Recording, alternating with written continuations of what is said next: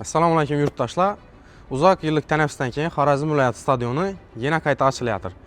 Xudo xohlasa mart oyi oxiri yoki aprel oyi boshida ochilishi kutilib turibdi. Stadion tarixini nazarda tashlaydigan bo'lsak, birinchi marta bu stadion 1983-yilda qurilgan va 2003-yilda rekonstruksiya etilgan va ko'rib turasizlar, hozir ham rekonstruksiya ishlari davom etib turibdi. O'zi nov o'zgarishlar bo'lib turibdi degan savol tug'ilishi mumkin albatta. Birinchidan sun'iy Turkiyadan keltirilgan sun'iy gazon o'rnatilib turibdi bu yerga. Ikkinchidan esa yorug'lik tizimlari qaytadan rekonstruksiya etilib, undan tashqari sug'orish tizimlari yangilanib, qaytadan o'rnatilib turibdi. Savol tug'ilishi mumkin, sun'iy gazona sug'orish tizimi nima kerak deb.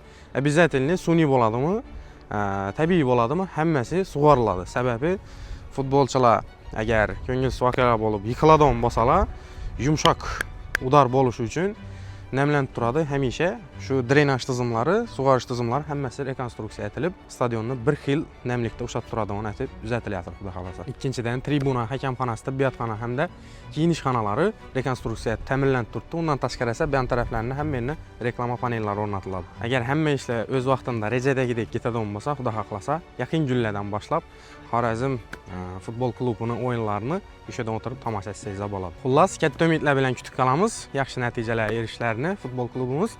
Siz nechta fikrdasiz? Kommentariya qismida yozib qoldiring hamda videomiz foydali bo'lgan bo'lsa, podpiska bosib, yaqinlaringizga ulashib qo'yishni yodingizdan chiqarmang.